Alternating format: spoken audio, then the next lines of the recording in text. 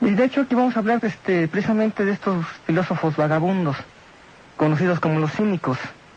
Viene de la palabra griega cynis, que significa perros, como comentábamos, de ahí viene la palabra canis, can, perro. Es una palabra griega, precisamente. La escuela filosófica de los cínicos funcionó, así se le llamó, porque la mayoría estaba en una plaza en Atenas conocida como la del perro feliz, o la del perro ágil. Por eso se le conoce como los cínicos, porque ahí generalmente se reunían. La doctrina cínica es muy breve. Se basaba en la renunciación, en la renuncia para alcanzar la felicidad.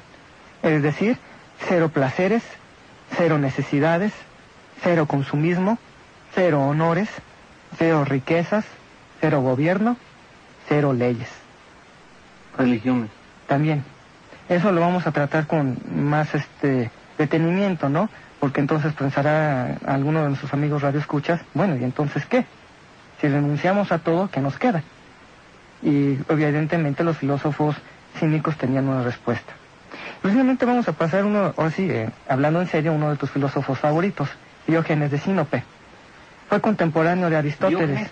De Sinope. Sinope es una ciudad situada muy cerca, en las riberas del Mar Negro, en lo que sería la parte oriental de Europa. Por eso se le conocía que era de esa región, de Sinope, y de hecho ahí habitó casi toda su vida.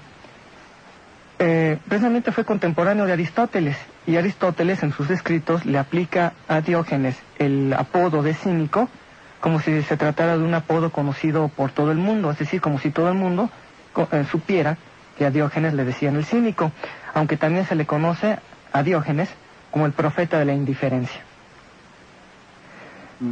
Algo de esto realmente es muy interesante, porque Buda decía, en el justo instante que el hombre deja de desear, en ese justo instante deja de sufrir. Así es. Por tanto, por lo que estoy viendo, pues Diógenes va con esta idea, ¿no? Sí, pero no es una idea de renunciar a todo con el fin de que, evidentemente Buda tampoco, pero en el caso de Diógenes en particular, no era renunciar a todo para desentenderse del mundo. Más bien era renunciar a todo para vivir en el mundo y no en una ilusión, la ilusión de los honores, de la bondad. Todo eso lo vamos a ver con más calma.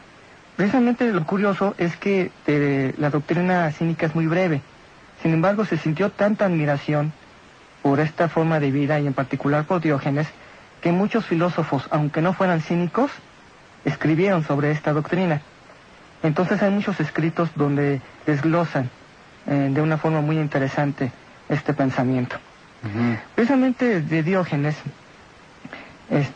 la palabra cínico, en su momento, se usaba como un término despectivo, como un término un poco para insultar, con el que se aludía a la desvergüenza provocativa o molesta para algunos que provocaba Diógenes cuando se burlaba deliberadamente de los códigos humanos de la decencia, de lo que es lo correcto, las costumbres o los convencionalismos. Se cuenta que Diógenes, una vez, al ver a un muchacho beber en el cuenco que hizo con su mano, es decir, juntando las dos manos, sacó inmediatamente de su alforja una copa, la rompió y se dijo: «Loco de mí, que llevo tanto tiempo cargando encima este objeto tan inútil». A continuación, se metió a su tonel y se puso a dormir.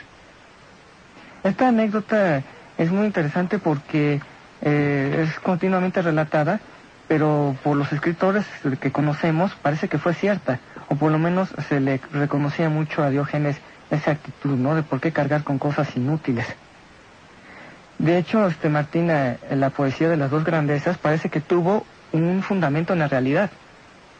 Este poema que nos habla del encuentro entre Alejandro el Magno, el emperador, el genio militar de esa época, y un pobre filósofo que vivía como mendigo, como vivimos dentro de un tonel, dentro de un barril. Precisamente esa es la sorpresa. Al final vamos a relatar esos poemas, el poema que habla de las dos grandezas. Pero es curioso cómo muchos investigadores no solamente parece que fue verdadero este encuentro entre estas dos personalidades.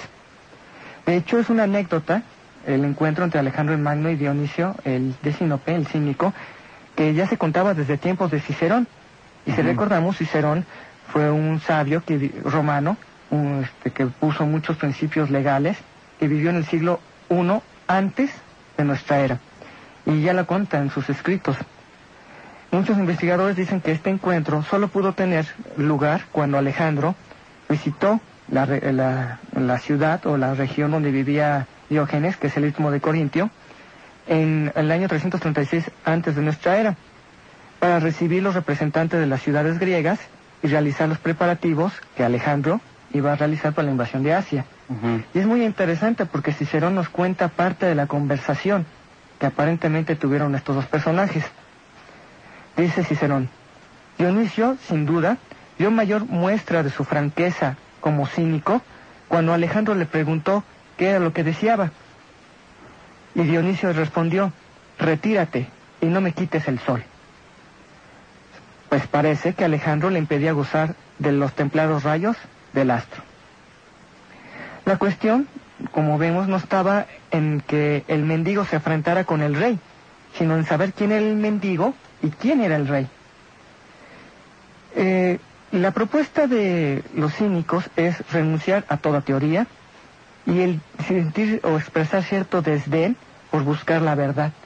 O sea, ellos no estaban interesados en buscar la verdad, sino estaban interesados en que el hombre alcanzara otras metas, como los vamos a expresar. Para los cínicos, el bien del hombre consiste simplemente en vivir en sociedad, pero consigo mismo. Es decir, tener en buenos términos, pero con solo él, conteniéndose solo él. No le interesaba vivir en buenos términos con nadie más. Para los cínicos, el trabajo, el ejercicio y el comportamiento ascético, es decir, sin grandes riquezas, era el único fin. Los cínicos buscaban la felicidad por medio de la libertad. El concepto cínico de libertad significaba hallarse libre de deseos, del temor, de la cólera, del dolor y de las demás pasiones, de las ataduras religiosas o morales, de la autoridad de la ciudad, el Estado o los funcionarios públicos. Libre, sentirse libre de tener algún respeto a la opinión pública, así como sentirse libre de toda preocupación por tener bienes, de vivir confinado, encerrado en una determinada